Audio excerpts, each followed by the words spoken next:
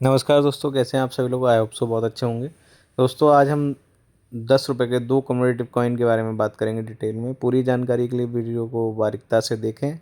Video में बताई गई जानकारी से सेटिस्फाइड होते हैं वीडियो को लाइक करें, चैनल को सब्सक्राइब करें। चलिए दोस्तों, इस सिक्के के बारे में बात कर लेते हैं। ऊपर हिंदी में लिखा हुआ भारत की संसद के 60 वर्ष और नीचे इंग्लिश में लिखा है 60 year of the parliament of India. तो अब हम इस सिक्के के अगर फ्रंट साइड की बात कर लेते हैं। फ्रंट साइड में आपको हमारा अशोक स्तंभ दिखाई देगा, उसके नीचे लिखा हुआ हिंदी में सत्यमेव जयते दिखाई देगा। उसके जस्ट नीचे अगर आप देखेंगे तो 10 रुपये इस सिक्के की डिनोमिनेशन दिखाई देगी। लेफ्ट साइड में लिखा हुआ है हिंदी में भारत और राइट साइड में लिखा हुआ है इंडिया।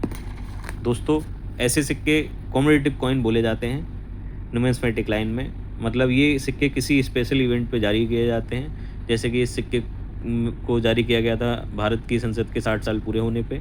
इसी तरीके से और भी कई सारे सिक्के जारी किए जाते हैं। तो दोस्तों आज हम 2 सिक्कों के बारे में बात करेंगे। तो पहले सिक्के के बारे में हमने कर ली जो कि भारत की संसद के बारे में था। अब हम दूसरे सिक्के के बारे में बात करते हैं। दोस्तों ये जो सिक्का आप मेरे हाथ में देख रहे हैं, ये सिक्का राष्ट्रीय अभिलेखागार के 125 वर्ष पूरे होने पे के उपलक्ष्य में जारी किया गया था।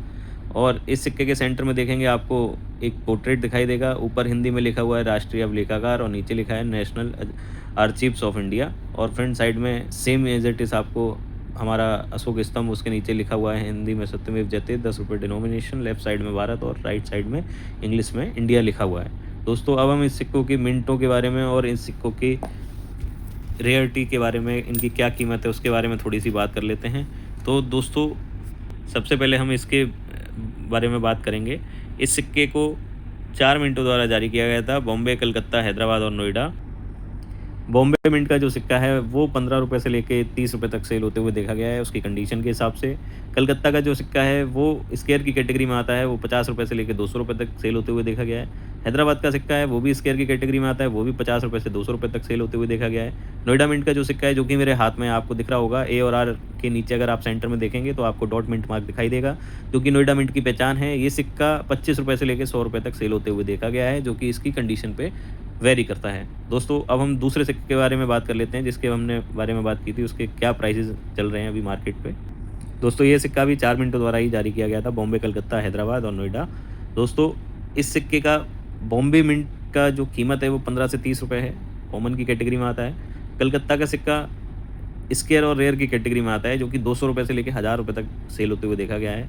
हैदराबाद का सिक्का 15 से 30 रुपये तक सेल होते हुए देखा जाता है। नोएडा का सिक्का जो है वो 25 से 50 रुपये तक सेल होते हुए देखा जाता है। ये सब इनकी कंडीशन पे वेरी करता है। मैं आपको 2 रेट इसलिए बताता हूँ, क्या होता है उसकी कंडीशन कैसी होती है, फाइन, एक्स्ट्रा फाइन, यूएनसी, और उस तरीके से ये सिक्के इनकी वैल्यू इनकी डिसाइड होती है कि उनकी कंडीशन क्या है।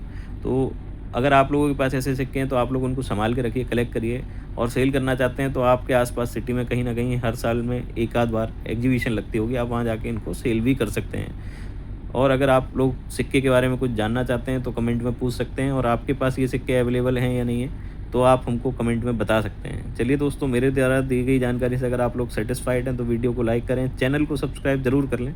बहुत सारे लोग वीडियो तो देखते हैं बट चैनल को सब्सक्राइब नहीं करते, भाई कर लीजिए। तो ऐसी ही जानकारी आप लोगों को मिलती रहेगी। चलिए दोस्तों, इस वीडियो को मैं यहीं एंड करता हूँ। मिलते हैं एक नई वीडियो में नए टॉपिक के साथ।